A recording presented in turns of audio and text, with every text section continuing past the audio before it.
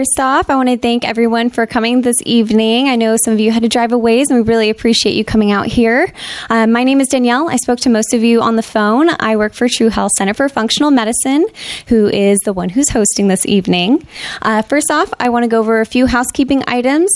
Please hold all your questions during the presentation. We will have a Q&A at the end. There is a notepad in your goodie bag, so if you have any questions, you're welcome to write them down, and we'll answer them at the Q&A. Keep an open mind. I know for some of you it may be some new information, some of you it may be old information, but if it is new, we welcome you to join us through this journey. And then just relax. This presentation is to inform you on Bredesen and functional medicine and everything included in that. And then lastly, please silence your cell phones, or you will be fined, and I don't take anything less than a $20 bill. All right. So first off, to make sure that everyone is on the same informative playing field, we're going to watch two short videos. The first one's 8 minutes. The second one's 3 minutes. The videos are about functional medicine, Dr. Bredesen, and Dr. Bredesen's protocol to make sure everyone is on the same ground level as we head into the seminar. So why don't we go ahead and start? For those people who aren't totally familiar with your work, can you give sort of like a high-level overview of what you've been able to do with your protocol and your research? Right. So we've been interested for 30 years now in what is it that actually drives Alzheimer's disease. You know, we were told that Alzheimer's disease is mysterious, you can't prevent it, you can't delay it, and you can't reverse it. Well, the problem is that people have not looked at large enough data sets. So we're looking at all of the reasons, and this fits beautifully what we've been doing in the test tubes for 30 years, studying Alzheimer's and Alzheimer's, our fruit fly model, all these other models. I have to say, I didn't think I would ever get back to seeing a human being again. But studying these things, what we found is that you can actually look, if you take the right series of genetic and biochemical tests, you can see why you are having cognitive decline that we call Alzheimer's disease. Immediately what you can see is Alzheimer's is not one disease. You can see very clear subtypes. So we developed an algorithm where you can now say this person has 70% type 1, 20% type 1.5, and 10% type 2, for example, or type 3, 4, 5, etc. So we can see very clear subtypes, and then you can see what to do about it. And so we started this back in 2011. We actually proposed the first comprehensive trial for early Alzheimer's, which was going to be done in Australia, and we were turned down. They said, look, you obviously don't understand how to do clinical trials because you're asking to change more than one variable. We said to the IRB, well, you obviously don't understand Alzheimer's disease because it's not a one variable disease. So we are all doing things, and they fit very much within the functional medicine realm, that contribute. And we identified initially 36 different things that all contribute to the molecular pathways that lead to what we ultimately, the pathologists really call it Alzheimer's disease. But it is cognitive decline associated with a specific pathology. So we told people, look, imagine you have 36 holes in your roof. You take a drug, it covers one hole. It covers it really well, but it's only one hole. You got 35 left. You're going to have a problem. So we started telling people, look, you need to do all the holes. And when they do that, we saw unprecedented improvements, reversals in cognitive decline. We published the first 19. We have several hundred people now who are on this with unprecedented improvements. And we get these, we've had over 5,000 emails. We hear from people every week who are getting better. And what we found is that what we're doing fits in beautifully with what functional medicine is all about. So we found out what we're doing fits in beautifully with what Jeffrey and Mark and David and Sarah and all the various people who've been working all these years in functional medicine have the right approach that fits beautifully with what we've seen in the test tube over the last year. I want to just go into that for a moment because you've got the functional medicine community here. You've got doctors like Mark Mendelacino. You've got Rongan, I know, has been out to train with you and to understand what's really going on. What is it about a functional medicine doctor that makes them uniquely equipped to deliver this kind of care? Yeah, and you mentioned Mark Mendelacino is a very good example. So Mark, when he's looking at what is actually causing it, he's not saying the way, if you go to an Alzheimer's clinic, what they will tell you is, you have Alzheimer's, we don't know what causes it, and it's not going to get better. We're going to give you a drug, Aricept or Namenda, which is going to make a very, very small difference, but doesn't change the trajectory. You may get a bump up, you'll continue down. When Mark sees someone, when functional physicians see someone who have cognitive decline, they do appropriate tests that are actually focused on the biochemistry of what's driving it. So instead of saying you have Alzheimer's disease, 21st century medicine is saying you have type 1.5 MCI, for example, due to specific genetics, maybe due to your HLA-DRDQ interacting with a specific mycotoxin exposure. You can see all the players, so you can actually get at the root cause. And if you think about it, it makes perfect sense. Why would you try to trick nature and go downstream with a drug? We know it doesn't work. Monotherapies for complex chronic illnesses do not work. So one of the things we're really interested in is essentially bridging what we call the complexity gap. Think about it for a minute. I don't know if anyone came here in a driverless car or flew here in an airplane. The computer flies the airplane, drives the car. Any sort of task, your iPhone, any of these things do, you have to match the complexity of the computer program with the complexity of the task. It's only in medicine where we have these unbelievably complex systems. Humans are incredibly complex. The genome, 3.3 billion base pairs, is just the tip of the iceberg. That's the simplest part. The lipidome, the proteome, the metabolome, on and on and on. So you have this incredibly complex organism. And what sort of a data set do we gather? Sodium, potassium, a couple of things. So there's this huge complexity gap which doesn't exist anyplace else. If you tried to fly a plane and you had that little information, you'd crash every time. So the goal here is to develop better and better algorithms so that we can say, look, here's why you got this problem, be it type 2 diabetes, osteoporosis, congestive heart failure, Alzheimer's, Parkinson's, Lewy body, what have you, and we're just starting to go from Alzheimer's to some of these others. And then you can get at what the actual causes are. And it just happens, it fits beautifully with what the pioneers like Jeffrey and Mark and others have put together over the last 25 years. Awesome. Yeah, thank you for sharing that. I guess, the last question that I want to ask, this show is called The Evolution of Neurology. Yeah. So in your mind, what is the evolution of neurology? Right. So to me, this is a really exciting time. And it's hard to realize that when you're in the middle of it. But I don't know how many people here went into neurology, but the fact of the matter is, you remember making fun of the people who are interested in neurology when we were in medical school. Why? Because we're really good at diagnostics and we're really lousy at therapeutics. So as they say, the national flower of the neurologist is the hedge. So, this is, right, and so neurologists are known for pontificating, but not helping anybody. This has been the problem. This is why I went into the laboratory for all those years. But for the first time, we can actually make a difference. And so this is the era. I mean, again, it's so hard to see when you're in the middle of history. We are in, literally, neurologically speaking, we are in the fourth inning of a perfect game.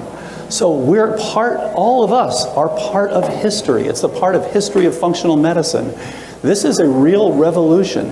When have we ever been able to reverse cognitive decline in Alzheimer's before? When have we ever been able to do that? Lou Gehrig's is next, and on and on and on. So, yeah. So this is we are all in the middle of a historical event that is going to be taking place over the last few years and the next couple of decades. And we will all emerge from that, where Alzheimer's will be and it should be, a very, very rare disease. Beautiful. Ladies and gentlemen, Dr. Dale Bredesen. All right, now we're going to go into the second video, which is only 3 minutes long, and it explains what the Bredesen Protocol is. Of the over 318 million people in the United States, 45 million are expected to develop Alzheimer's disease during their lifetimes. MPI Cognition is the first to use a transformational protocol to reverse cognitive decline in Alzheimer's disease and its precursors. Healthcare is currently undergoing a transformation from 20th century medicine to 21st century medicine.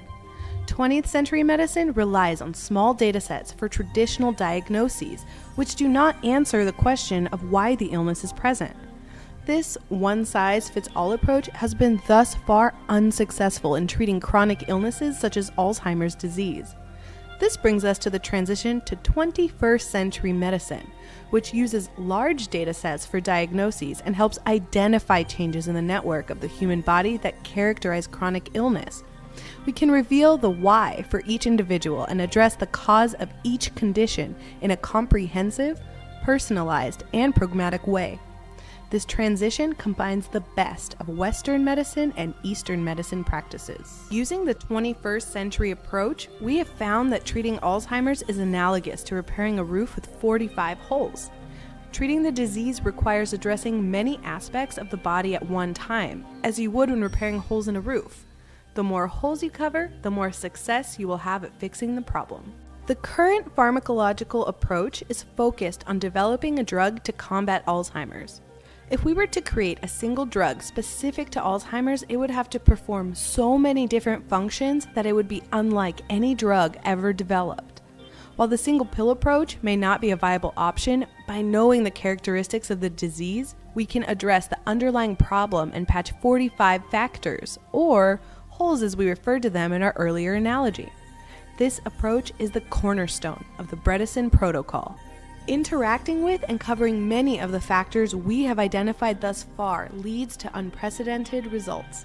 For example, over the course of 2 years, a 71-year-old participant of the Bredesen Protocol has increased his verbal learning test score from less than the 5th percentile to greater than the 80th percentile.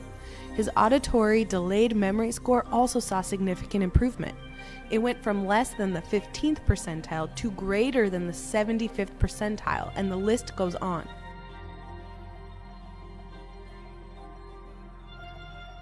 The combination of large data sets, genetic data, the underlying biochemistry, and the concept of 21st century health has contributed to the formation of the Bredesen Protocol, the first proven method to reverse the effects of early Alzheimer's disease.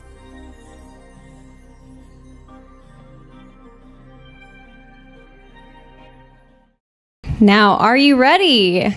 Yes. So, I'm going to go and do a quick introduction for our first speakers. Our medical directors, Dr. Christine Burke and Dr. Mark Holthaus. Both are board certified in family medicine, integrative medicine, functional medicine, and of course, the Bredesen Protocol. Dr. Burke spent 5 years as Chief of Family Medicine at Mercy in Folsom, and Mark Holthaus is Assistant Professor at Loma Linda University. And we're also excited because this is a consecutive year for Style Reader's Choice winners for our doctors. So we're very excited again to have that award. And without further ado, I'd like to introduce Dr. Burke and Dr. Holthaus.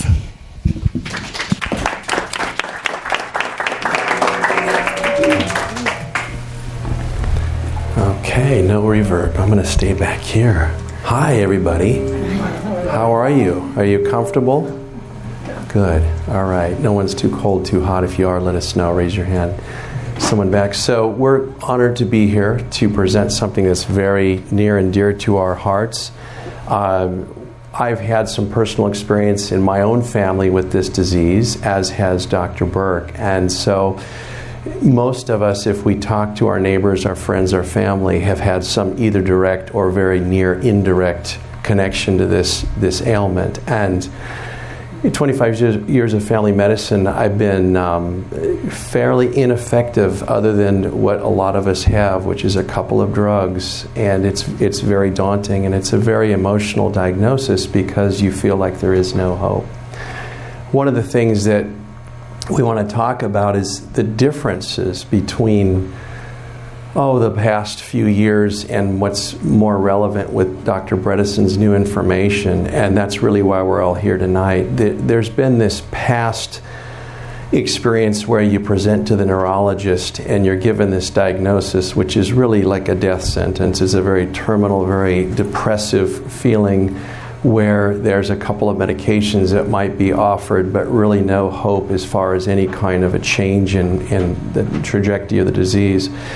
What we want to emphasize is the fact that there have been all of these drugs, literally hundreds of them, that have gone through phase 1, 2, and 3 clinical trials, and we've had 1 or 2 that have been effective. In fact, we have a whole graveyard to represent these 243 out of 244 that have failed to make it through clinical trials. And this is all based on the one drug, one disease model that our paradigm here has been based on. And it just doesn't work, like Dr. Bredesen says very well, with chronic diseases. Acute care, different story.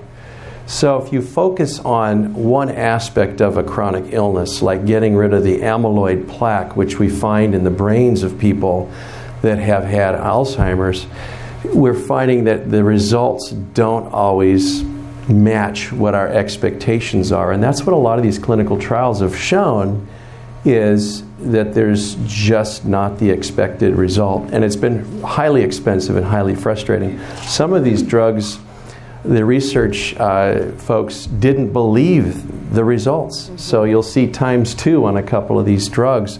They actually did the testing over again because they couldn't believe that it didn't work. And it was because they were focused on this one drug magic bullet technique. You know, in modern medicine, a lot of times when we're looking for chronic illness, not unlike Alzheimer's disease, we're digging ourselves into more trouble by trying to deal with symptoms only and not going upstream for root cause. So Dr. Bredesen talked a little bit about the disruption in the system, and his research has shown us that it is really very clear that Alzheimer's disease in particular, and much of chronic disease, is multifactorial. So multiple things have to go wrong for the body to lose its ability to compensate in that area. And that's why focusing on one thing leads us with little or no improvement. So don't freak out. We're not gonna make you learn biochemistry tonight. What I really want you to take home from this, which is a picture of a neuron, is that there are a whole lot of different things like vitamin D and hormones and growth factors that the brain needs, and cholesterol that we have to have not only for the neurons to function and to be able to send a signal from one nerve to the next, but also to be able to repair themselves and to be able to grow new connections. And that's a really critical part of reversing cognitive decline. So Dr. Bredesen has identified that the systems biology approach, which is what functional medicine is rooted in. So functional medicine looks to understand what went wrong. Why is this body developing a disease? Why do we have this? And what's wrong in the different systems that every cell, every tissue, every organ has to be able to do, like being able to assimilate nutrients, being able to defend and repair itself, being able to communicate. All of those things are the same whether you're a heart cell or you're a nerve cell. So when those basic functions start to fail for whatever that variety of different holes are, that's when we start to see breakdown, and that's what happens in impacting the brain health. So the problem with neurodegenerative disease is not just structural. So this is a healthy brain, and it looks much fuller because it's full of not only more neurons, but more connections between those neurons. And this is an advanced Alzheimer's brain where so many of those connections have been lost that the brain atrophies. This is a functional scan, so we're looking at not just what does the brain look like, but how is it working. So in the normal brain, the red areas are the areas where there's a lot of activity in the brain. And over here in the Alzheimer's brain, you can see that we've lost lots of activity, both in the upper picture and in the lower picture. So we lose connections, and then we lose the ability to get from one place to another. So that loss of being able to remember where something is or what you've done is because that highway, that nerve connection is lost. And in the same way, if you lose a road connecting one city with another, you can't get there anymore. So we have to rebuild that infrastructure. So you heard in the first video the roof was 36 holes. In the second video you heard the roof was 45 holes. Now Dr. Bredesen says we're approaching 80 holes. And Jessica, our nurse practitioner that I'll introduce in a minute, just told us that they've added 10 more data points on the RECODE report as of this week. So this is rapidly evolving science that just is getting better and better. So we have to look at why did Alzheimer's develop in this person, not just saying this is what you have and this is what drug you need to take. So that attitude works great for pneumonia. Chest x-ray says you have an infiltrate, which is the doctor's word for a white spot in your chest x-ray. Here's the drug, and it works. Very different from chronic illness. So functional medicine, great discussion. I love it. Dr. Bredesen early realized, though, that it was really a systems biologic approach where you've got like a spider web, all these things that are interconnected. And you have to take all of these things, these large data sets, into account. That's what makes this complicated. And so the group of physicians and practitioners that seemed most suited, that sing this battle cry every day at work of systems connection, is the functional medicine trained doctor. So he's discussing now the fact that really they're the only people he's willing to train that have this understanding of complexity and not one disease thinking. And in fact, he's exclusively certifying functional medicine doctors along with the Institute for Functional Medicine, who is the body, basically, it's a not-for-profit that's dedicated to training practitioners in the art of functional medicine. Dr. Burke and I are lucky to be on the faculty of IFM, and it's a wonderful honor. So you heard Dr. Burke mention the RECODE report. This is what it looks like. What it is basically is a subtyping of the different types of Alzheimer's disease after taking loads of questions from you as a history, images of your brain, both MRI and in some cases functional imaging, in addition to a whole bunch of labs that you wouldn't get at an ordinary doctor's physical. And we basically take all that data and we come out with this report. And this is what you're basically, part of what you're paying for the Bredesen Protocol is this report. We get this and it tells us, do you have an inflammation problem that's largely your personal window to what might be causing, again, the why of your Alzheimer's disease or your dementia. And this can be in a preventive arena as well. Before you're way down the course of severe dementia, you could have just some early symptoms. These same kinds of results can be produced.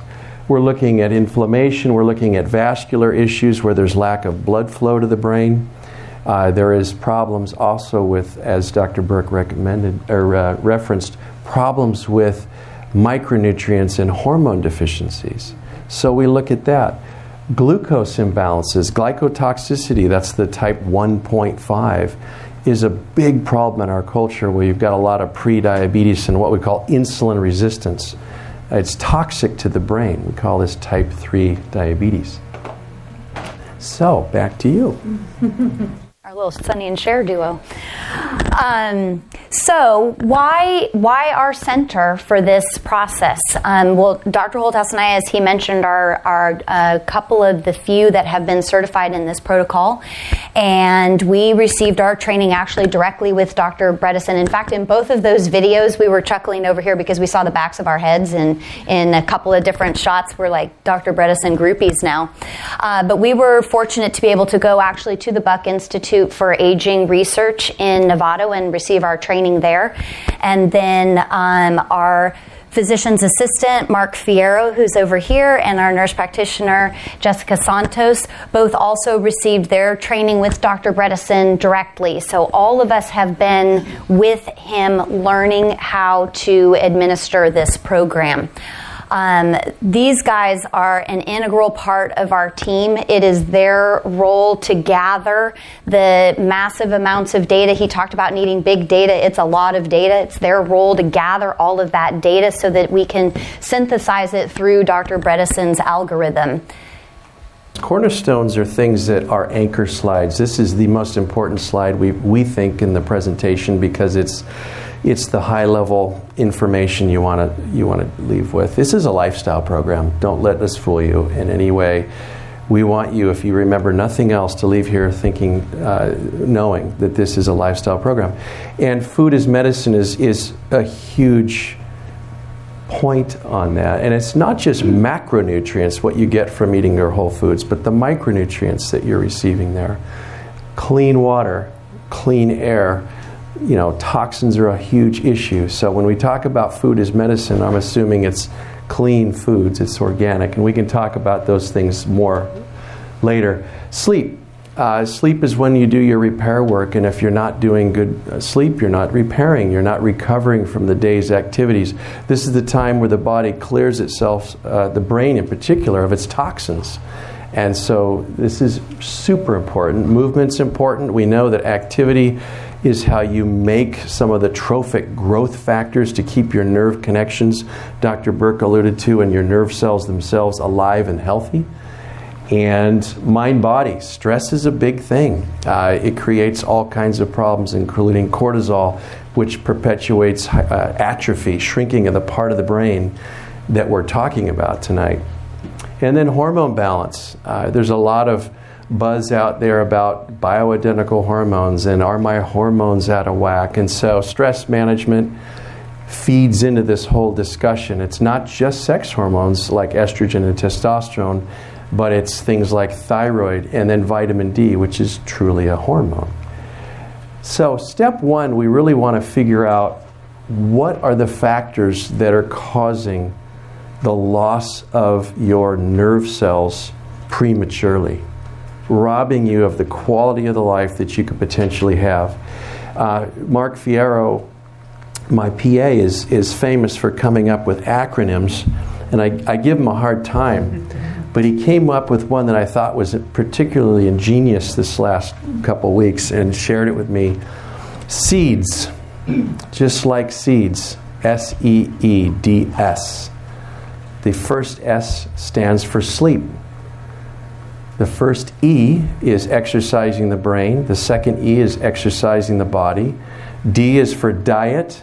And I think the last S is stress management. At least that's what I made it tonight. Did I get it? All right, I get the thumbs up. All right. So if you remember nothing else, remember cornerstones and seeds. Seeds will get you the important salient points. So we want to introduce the whole team. We gave some verbal to our nurse practitioner, Jessica Santos, and to our PA, Mark Fierro. We want you to meet the rest of the team because this is a team. The True Health Center for Functional Medicine has physicians, physician's assistants, nurse practitioners, dietitians, and health coaches.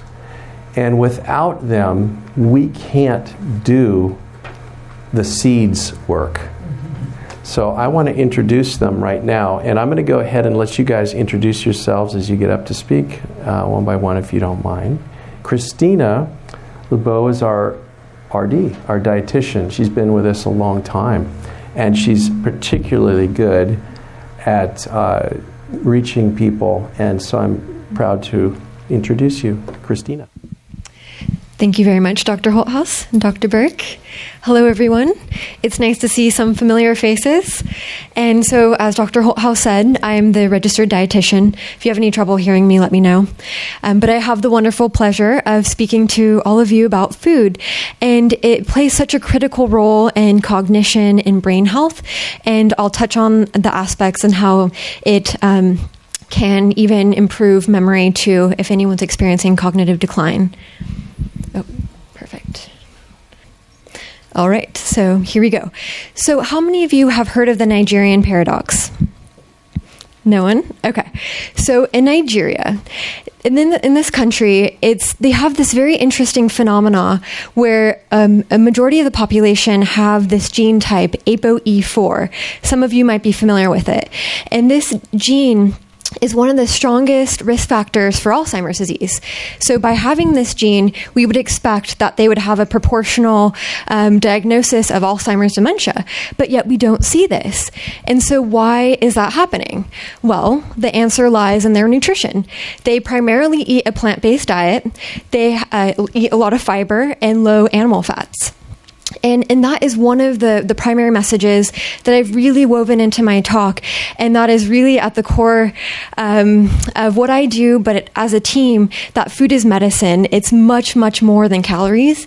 I know that's what we hear predominantly in conventional medicine and from our nutrition guidelines, that a food just boils down to calories.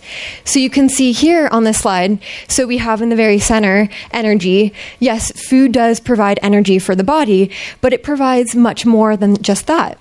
So food is information. It has the different nutrients actually communicate to our DNA and to our genes, switching genes on and off. And that's where we can have something like the Nigerian paradox. And there's even a field, nutrigenomics, if any of you have heard about it, where we're really studying how nutrition does play such an important role in turning genes off. So if a person has a chronic disease, we can actually reverse it using food. And then food is medicine, of course. We'll touch more on this in the next few slides on how this works exactly. Food is medicine. All right, so we're going to pretend that this apple and cookie, they're both 100 calories. So if they're both 100 calories, they should, when we eat them, they should affect us the same way. But we know that's not the case. So this apple, it has nutrients in it that make our cells sparkle. It has quercetin in the skin, which is anti-inflammatory and anti-allergy. It also has 2 different types of fiber, one that feeds your gut bacteria, which is really critical to gut health. And also, because it's perfectly packaged, nature's food, the natural sugars occurring in this apple, it has fiber to buffer it so it doesn't break down so quickly and elevate your blood sugar levels and insulin levels after eating it. But this cookie, on the other hand, so we know it's loaded with sugar, white sugar that's been added, and flour that's been added to it as well, and in the wrong types of fats. So by eating this cookie, it quickly breaks down. This is going to be driving inflammation. And so every time you eat, we have all these wonderful opportunities to choose something that is going to nourish us and reduce inflammation, or something that will actually drive inflammation. And so on these next slides too, I really want to highlight even the pigments, the different colors that we find in fruits and vegetables that you don't find in animal products or in meat. And I don't know if you've ever thought of it this way, but plants, they're fixed outside. They cannot go indoors to hide from the sun when they're too hot. They can't apply sunscreen. So they have to have a way of protecting their DNA from the harmful effects of UV radiation. And that's found in the pigments. The pigments have the antioxidants, the phytonutrients. And we really, when we don't eat enough color, we really rob our body of all these amazing benefits that we see on the right-hand side. And also, what's really interesting is even with wine grapes, for any wine lovers out there, if you eat any grapes that are not organically grown, what's really interesting is so what happens if they're sprayed with pesticides, then that person spraying the grapes is doing the job for the grapes. So the grapes will no longer produce resveratrol, which is a natural insecticide that makes the grapes taste disgusting to insects. So if we're spraying the grapes, then we're missing out on resveratrol, which is going to be a very potent antioxidant as well. So we can see, red foods, we have cell protection, huge critical anti-inflammatory benefits, orange foods, cell protection, immune health. And we can see yellow, so we have cognitive protection, more anti-inflammatory benefits. Same with the greens, blue, purples, blacks. And you're not really going to see grains on here. There's a few, you see millet, but pretty much this is going to be vegetables and fruits that are brightly colored. And that's why just eating the full rainbow each day is really important. So I do want to touch on 3 specific examples, too, on how food impacts brain health. So with homocysteine levels, if you're familiar with this is a compound we usually measure in the blood because it's toxic to the blood vessels. And so if it's elevated, it actually can shrink the hippocampus, which is a memory center of the brain, and we do not want to shrink that. So a way to lower homocysteine levels is by ensuring you're getting enough B12, folate, B6, and betaine, which is an amino acid. So that by having the right nutrients and also being able to absorb them will help lower homocysteine. So insulin resistance. It's such a huge problem in this country, and we really are. There's a lot of people who are carbohydrate intolerant, and I do get really excited about this because we can see very definitely how food can have a very favorable impact on insulin. Because since a lot of people are carbohydrate intolerant, we're often eating too many carbs and the wrong carbohydrates. So by focusing mostly on plants and a lot of the leafy greens, we can really help lower insulin and improve insulin sensitivity. There's other lifestyle components that influence this as well. And by reducing insulin resistance, we're less likely to develop type 3 diabetes, which is Alzheimer's disease. And then omega-6s and omega-3s. So these are essential fatty acids. We absolutely have to eat them. We cannot produce them in the body. And what can happen is if you're following more of a standard American diet where you have a lot of grains, you're eating grain-fed meat, it's going to really skew the balance of how many omega-6s you have in your body.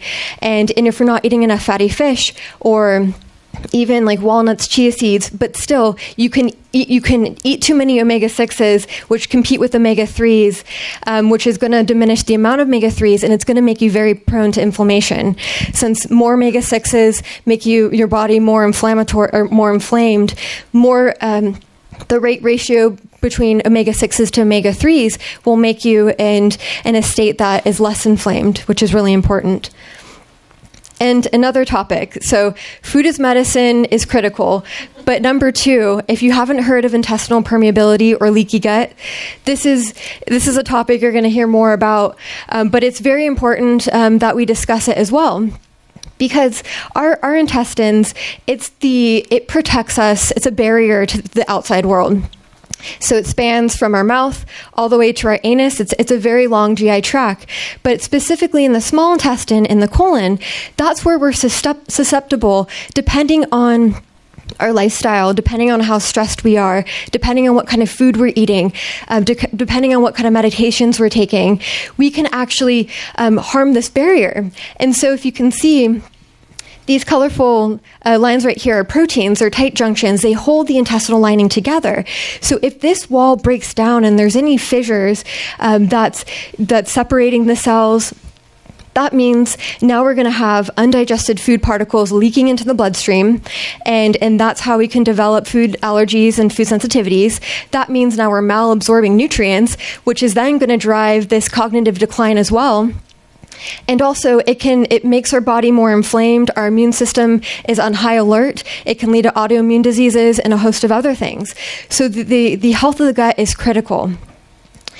And what we're learning as well, and what this slide is showing too, is that if there's any compromise to the intestinal lining, a leaky gut or a leaky intestine can lead to a leaky blood-brain barrier in the brain, which can then allow things to leak into the brain that shouldn't be there and really drive inflammation.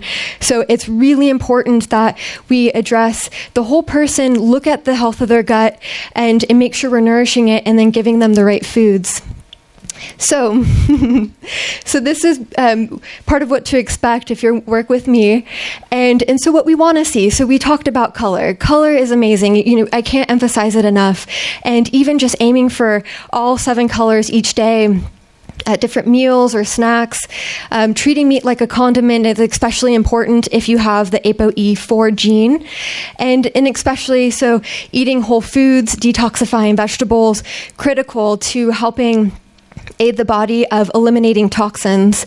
And healthy fats I cannot speak to enough, especially avocados, olives, nuts and seeds, MCT oil as well.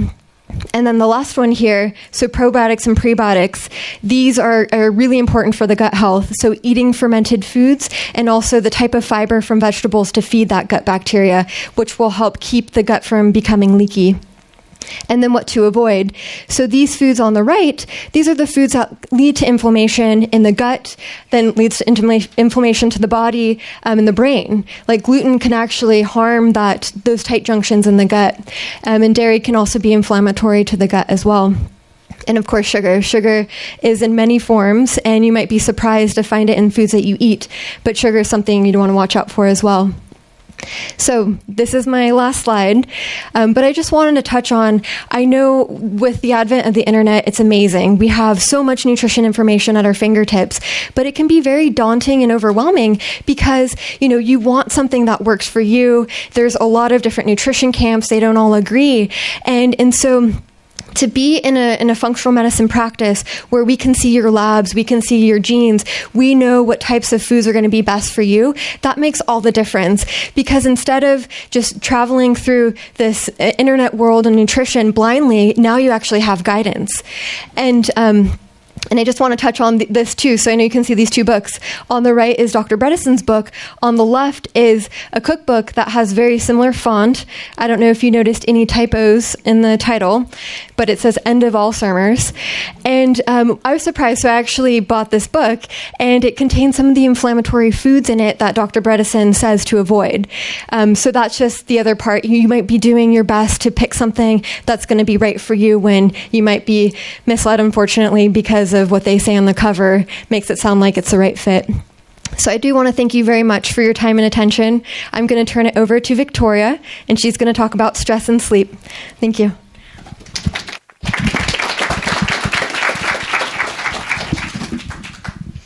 Thank you, Christina. That was great.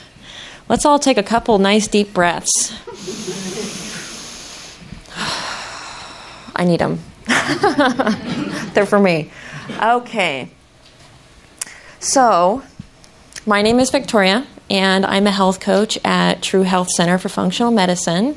And I'm here today to talk about the health coach's role in the memory protection program and how lifestyle changes can really make or break your success with reversing Alzheimer's. So you may be wondering, what is a health coach? And a health coach is someone who facilitates healthy behavior change by challenging you to listen to your inner wisdom, identify your goals and your values, and transform those goals into action. So moments ago, we heard from Christina about how absolutely therapeutic or detrimental food can be for reversing Alzheimer's. It's a pretty big deal. But there are other pieces to the puzzle that need to be addressed when reversing Alzheimer's. And I'm going to talk about two of those components today, sleep and stress. So the interesting thing about sleep is it actually alters our cellular anatomy of the brain. By contracting the brain cells, it allows the fluid to move more freely between the cells. And that's what researchers discovered. And what we can see up here is that the awake brain at the top has very low fluid in it, whereas the sleeping brain down here has an abundant amount of this cerebrospinal fluid. Why is this fluid even important? The fluid's important because it's the brain's way of detoxing from things like amyloid plaque and other cellular wastes that hang out between the cells. And we get this buildup during the day. It's kind of like having a full trash during the day, and then sleep is really taking the trash out at night. So sleep is incredibly important. Another interesting process that happens during sleep, worth mentioning tonight, is a process called autophagy.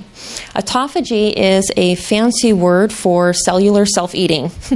This is a process where the cells will actually take their bad cell components and replace them with new functioning cell components, kind of like getting a hip replacement or a knee replacement.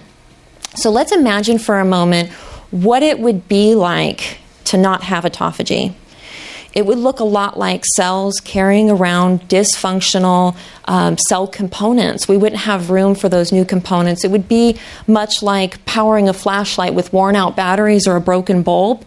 It wouldn't really get the job done. And that's what happens with cells when we don't have autophagy. They aren't really able to get their job done.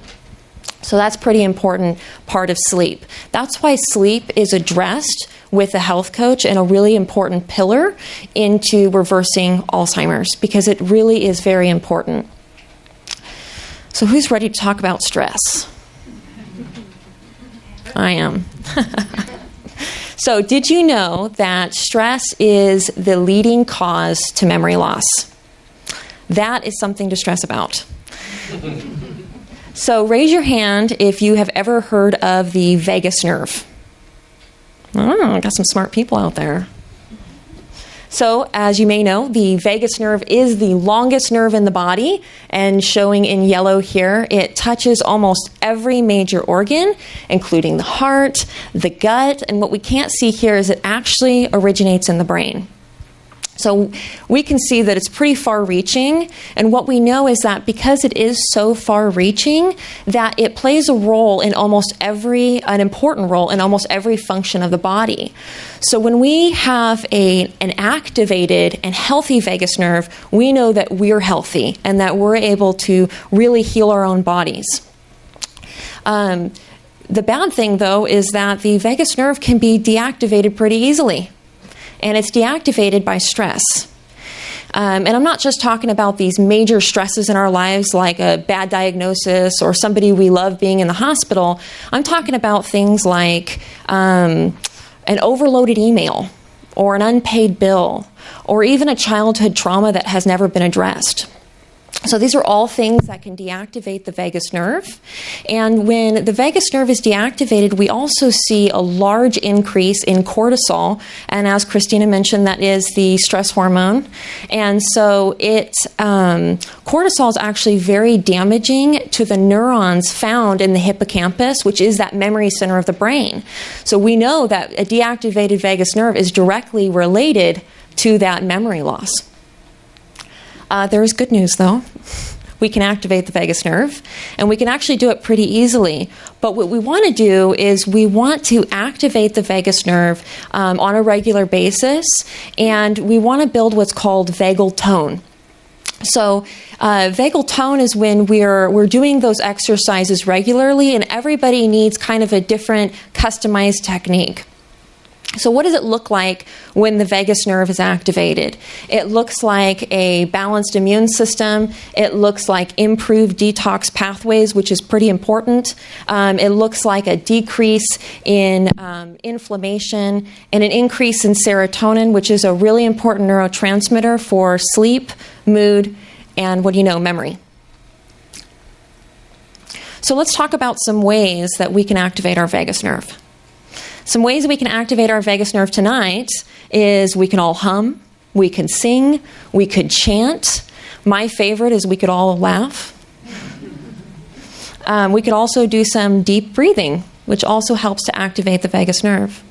The wonderful thing about what we do is we don't just get you to sing in our office or all together. We actually we use heart rate variability to test how toned your vagus nerve is. So what we really want to do, like I mentioned before, is create vagal tone, which is what it is really is stress resilience. So that we can't actually eliminate stress, right? That's not possible. But what we can do is mitigate the damaging effects of stress by having an activated and toned vagus nerve. Doesn't mean we're not going to be stressed out, but what that means is we're not going to have those spikes in cortisol, and we're not going to feel that inflammation. So that's the wonderful thing about having that health coach to not just test your vagus nerve, but also customize an approach for you. Because like I said, everybody's just a little bit different, and everybody needs a different technique. So that's what's great about that. But there are other things that will need to be addressed with a health coach during the program, other than sleep and stress, which are really important, and nutrition. We're also going to talk about other types of exercises, and I'm going to let Melissa take that over. There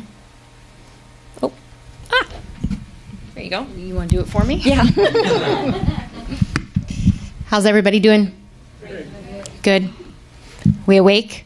Do we need to do some exercises? Yeah? Okay.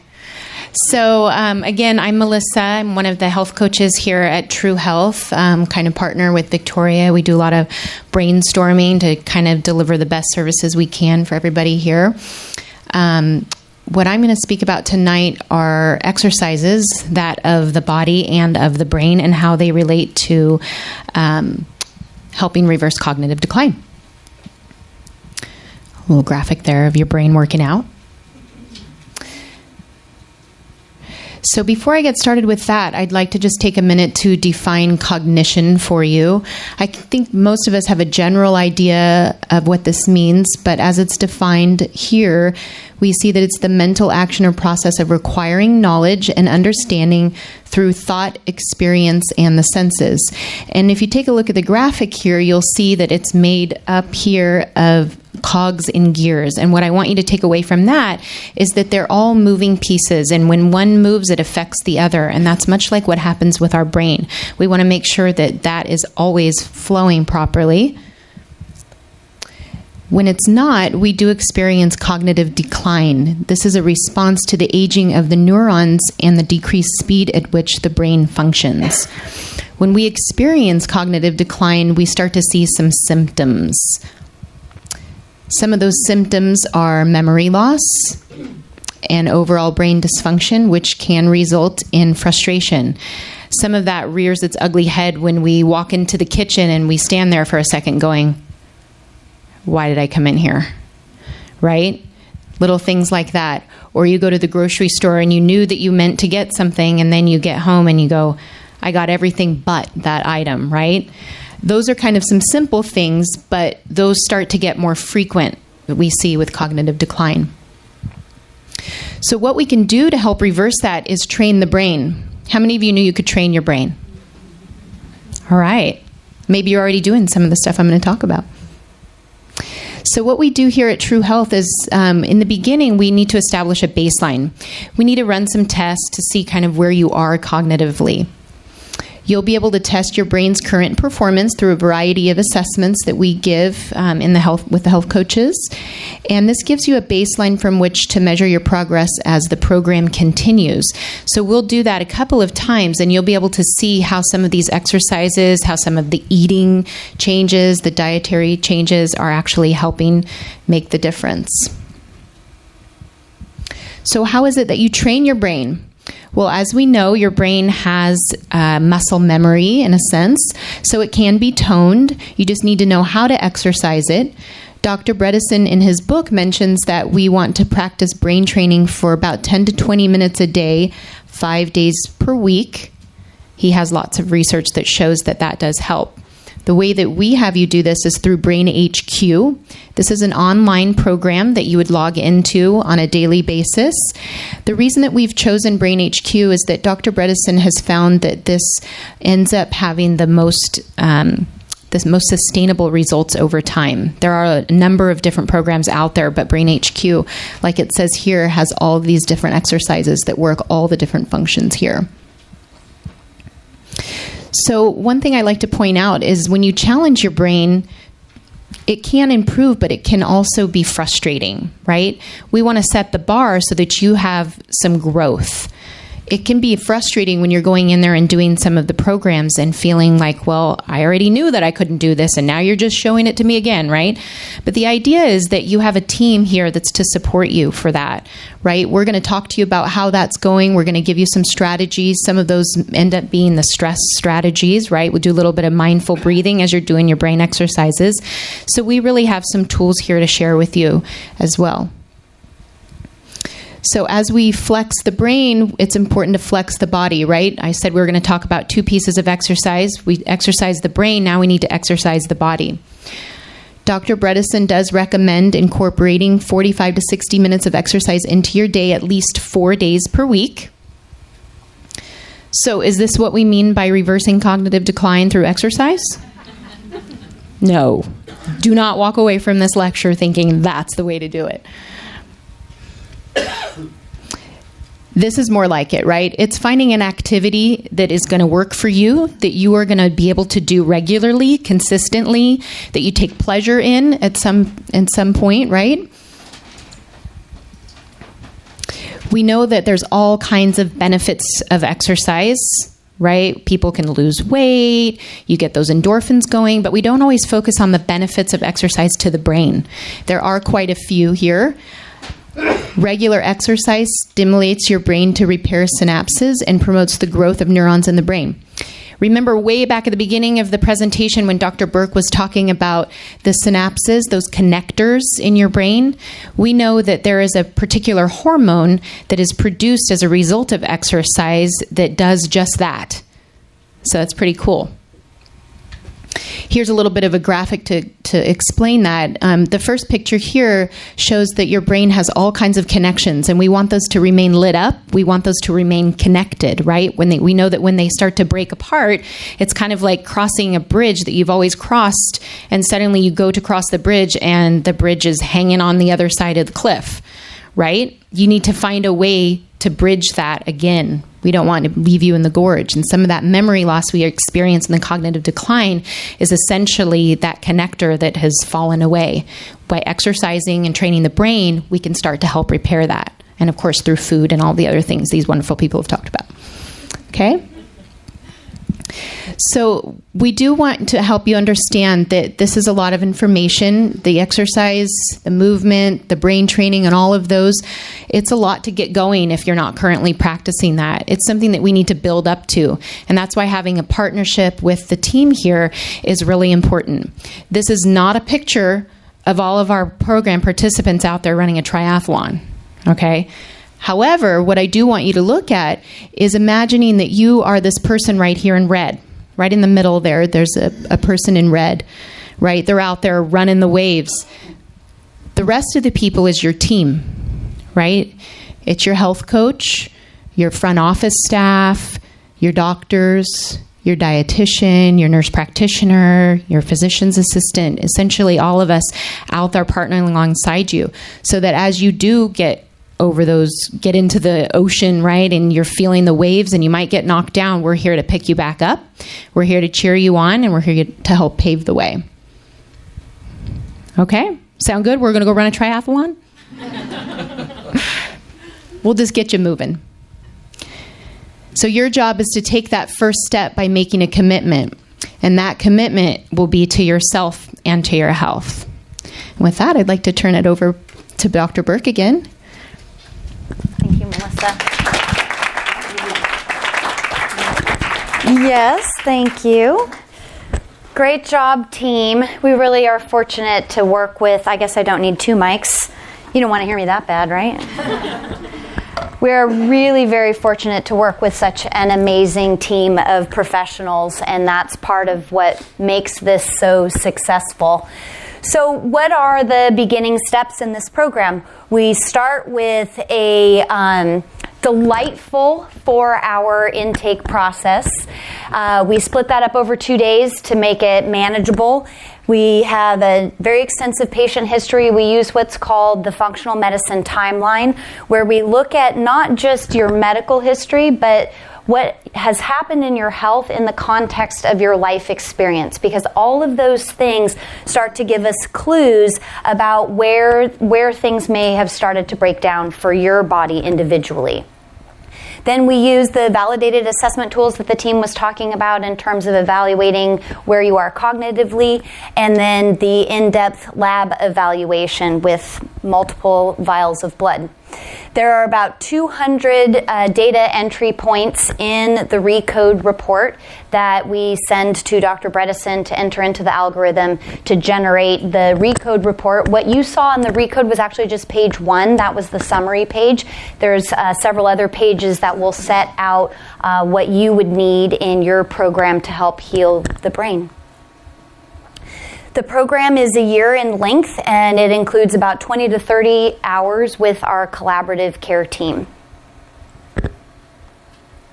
So we split up the program cost into qualified insurance and non-qualified insurance, and all that means is if you have insurance that we are contracted with, so we can bill the insurance for the medical evaluation and management, the things that insurance normally pays for, then that falls under the qualified insurance. So that's pretty much all of the PPOs, Medicare, that type of thing. Or perhaps you might have a non-qualified insurance, which would be an HMO where your providers are restricted, or you might have Kaiser or something of that nature. And so that's the difference in those.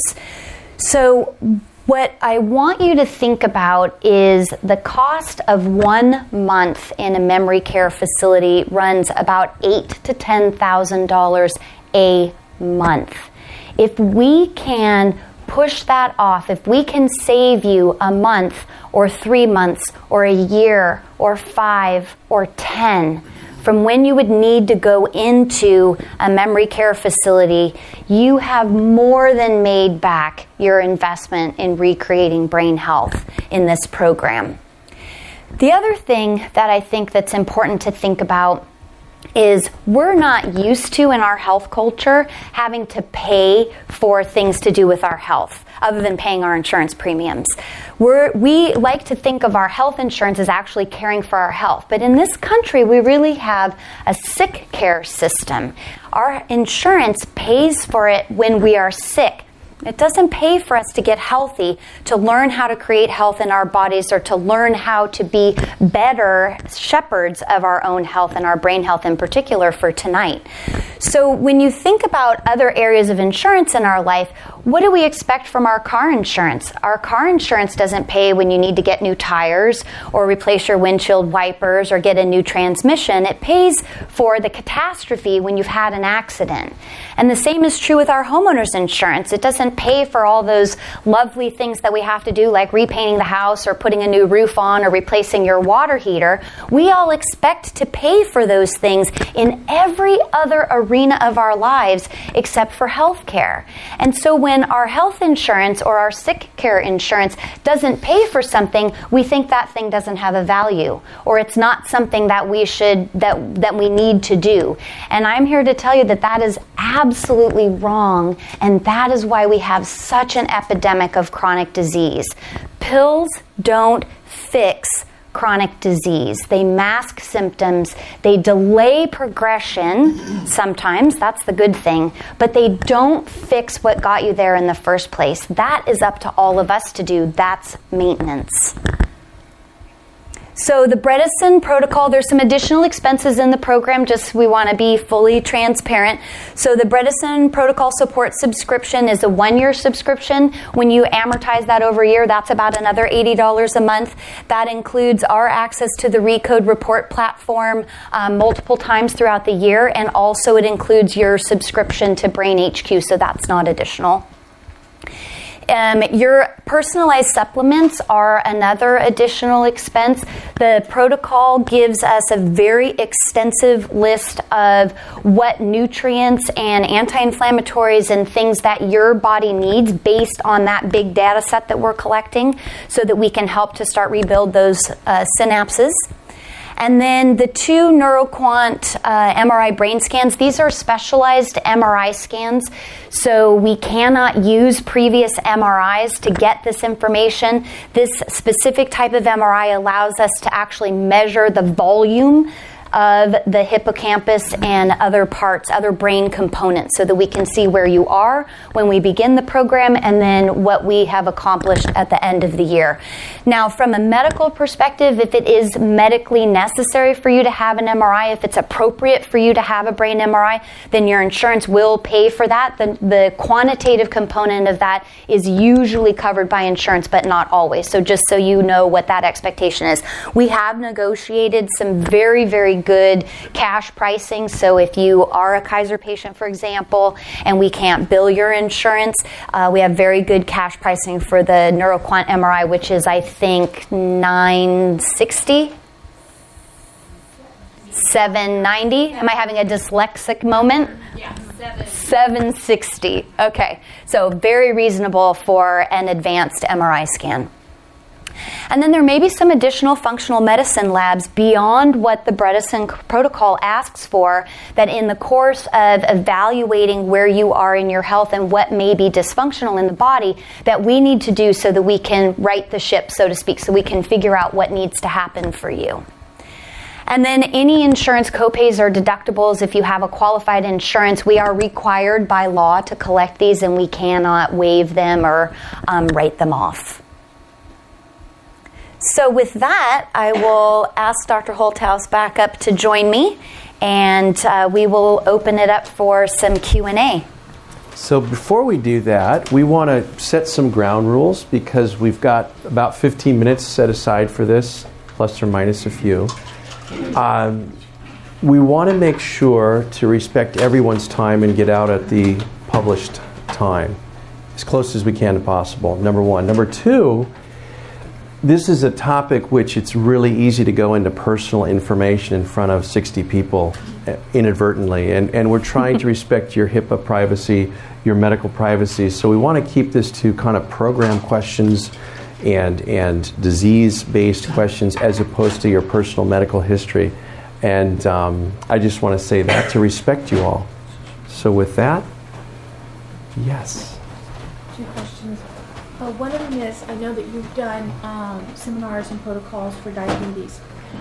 In the Alzheimer's protocol, doesn't the Alzheimer's protocol care for diabetes and heart disease and all of that underneath it? If you do this protocol, it's going to help those other ones also. You don't need to do 3 different programs. Right. So this program is not specifically designed to reverse diabetes, but everything that we're doing is going to address glycotoxicity, the high insulin, and those types of things. But it is not designed specifically to take someone from 20 years of type 2 diabetes into reversing diabetes. But it definitely addresses sugar as a very important part of brain health. So someone's like pre-diabetes, this is going to help them not even go into it. That's right. Other questions? Yes? I have a question about the people that come through the study. So do you have a level of MOCA score that you look at, and some people then they're too far along and you can't turn it around, or are you only looking for early stage or just MCI people, individuals with that, that are showing that, or do you have a certain level at the MOCA score that you cut it? That's a great question. Great question. So I actually asked Dr. Bredesen that question a couple of weeks ago, and his answer was it's proven in what's called SCI, subjective cognitive impairment. So that's kind of the early thing where we're all like, I don't feel like my memory works as good as it used to. Then there's mild cognitive impairment when the others around you are like, your memory doesn't work so good anymore. And then there's early Alzheimer's, moderate Alzheimer's, and then severe Alzheimer's. And the program will work for all of those up to moderate Alzheimer's. Severe Alzheimer's is, kind of like when your car has been totaled. It is too far past where we can regain enough connections, and also the person isn't at a place where they can participate fully in the program. I mean, you see what's involved in being a part of this program. You have to be able to participate. So that being said, the earlier we can get someone, the more profound the success that we can have. But you can still have life-changing success with people who have mild and moderate Alzheimer's disease. With some of the other clinical conditions where you will also see dementia, like Lewy body, Dr. Holthaus mentioned, which is the dementia associated with Parkinson's disease, for example, or frontotemporal dementia, the protocol is currently being studied for those conditions because brain healing is brain healing, but it hasn't been proven to be effective for those. The flip side to that is we have nothing else to offer those people. And we know that this heals damaged brain tissue. So really at that point it just becomes a decision between the patient, the family, and the practitioner whether or not it's something that they just want to try because there isn't anything else for them. Can I add to that question? Yeah. So all the data is going to Dr. Bredesen and the Buck Institute. So again, does he have a level that he says, okay, this is the score, you don't have research thing? No, there is not a score that eliminates you. It's ability to participate in the program. And be able to do it on their own? We have people... No, with assistance. Okay. With Yeah, they don't have to be, a care partner, family members. And we have one amazing family that literally has embraced the divide and conquer.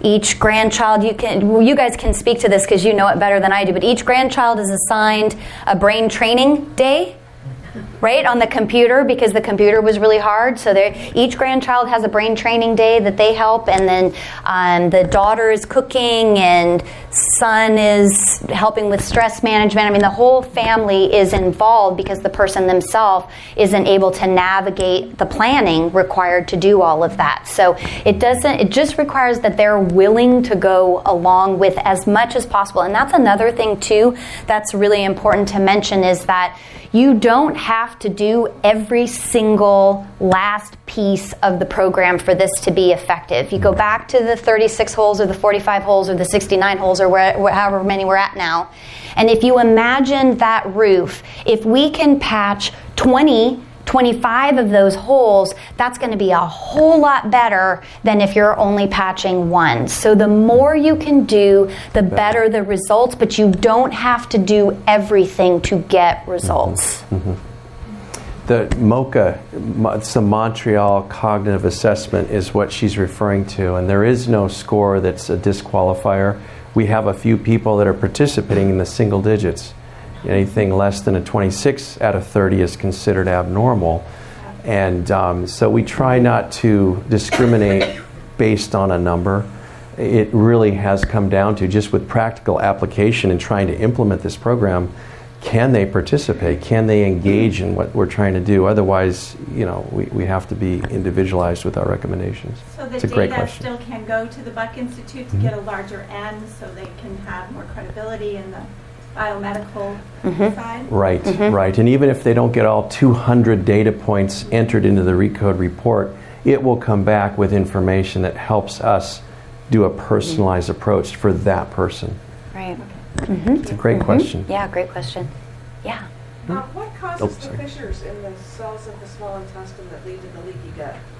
A whole lot of things. All of the potential inputs for inflammation can cause that. So stress, toxins, allergies, poor food choices. We call the standard American diet the SAD diet. It's also can be known as the crap diet, bad carbohydrates, refined processed foods. What's the A? I'm missing the A. Anyway, so foods that are very pro-inflammatory, infections, imbalances in the gut microbiome. Stress. Yep. Stress is a big one. Too much alcohol. Lots of things will do it. Food anti-inflammatories, certain medications. Yeah, the list is long. Antacids. Is the diet that you use based on the ketogenic diet? And how do you... The book is very vague about the ketogenic diet. Yeah. It really doesn't give you too much information on it. Yeah, it's not really a good thing to maverick on your own. So Dr. Bredesen did that on purpose because he didn't want people just trying to do that on their own without supervision, because it can be not safe if you do that. So there's a wide range of dietary applications that we use, and it's really based on the needs of the client, the desires of the client, and then what they're capable of incorporating into their life change. And I don't know, Christina, maybe do you want to add anything to that? Yeah, so based on, so based on where a person's at, we can go towards a ketogenic. Sorry, you can't even hear me. Is this better? Yeah. Okay, so depending on where a person's at and if they're willing to cook, we will go towards a ketogenic diet if that is right for that person. But is ketosis important to this diet? Yes. So in Appendix B, which is in the back of the book, it does talk about nutritional ketosis, the range, and we'll use a ketone meter. You'll check it fasting, so we can measure that in every morning. Once you get your foods into, you're eating a certain way, and we can get you into this nutritional ketosis consistently. Then you don't have to check it every day. But yes, we are looking at nutritional or ketones. An important part of the ketogenic diet is macros, and he doesn't list any macros at all, so you have no idea. Yeah, that's where it's my fun job. Do it on your own. That's what you're paying for.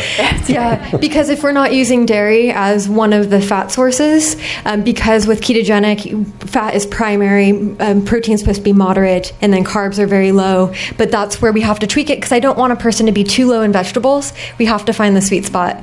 Yeah, so we would work out the specifics. I would give you the macronutrient parameters, calorie parameters, everything. Part of the reason he didn't get into that was because there is no one-size-fits-all diet for this disease or this group of people in this small room here. So the individualization comes from licensed professionals that are really, really smart at knowing how to get those same physiologic endpoints in a whole bunch of different ways depending on the individual that's sitting in front of them. So it's just not as easy as a one size. And it's also not required that you do a ketogenic diet too. So there's a flip side to that. Right. Because not everyone is willing to do what you have to do that. I want to piggyback questions up. Okay, hang on 1 second, because he's raised his hand a few times. So I'll let you do that quickly, and then I'll grab him. I'll get you next, sir. Is there a magic vitamin that you can take to increase that big long nerve? No magic vitamin for that. Oh, cute. Go ahead. On the ketogenic diet, are you trained in working with vegans? Ooh, we have a vegan on staff, and I do have a vegan dietary plan. It's tricky. It's very tricky. Yeah. We're Great. going to have one more question over here. Yes, thank you. I just was wondering about the 12-month period. Now, you mentioned that if they don't want to stay the entire span, but what if is there something beyond 12 months that is accessible, or that you have foreseen? His program, yes, his program is designed to be a year, and that's what the subscription is for. And then it can always extend beyond that as need dictates. Exactly. That's what I was wondering. Yeah, no, we don't cut you off. No. Yeah. All right, so that's going to be the end of our Q&A for Upstage. If you have any additional questions, we will try our best as staff to answer for them. If you are interested in joining tonight, we are taking deposits of $1,500. We can only take 8 to 10 enrollees per month to make sure that we're devoting as much time to you as individuals. We don't want to spread ourselves too thin. This is a very integrated program. We have our staff in the back who can help you answer questions, as well as help with intake forms and also collect your information to set up initial appointments. And if anything, we want you to walk away tonight knowing that cognitive decline is reversible, preventable, and most of all, that there's hope. Thank you so much for coming, you guys.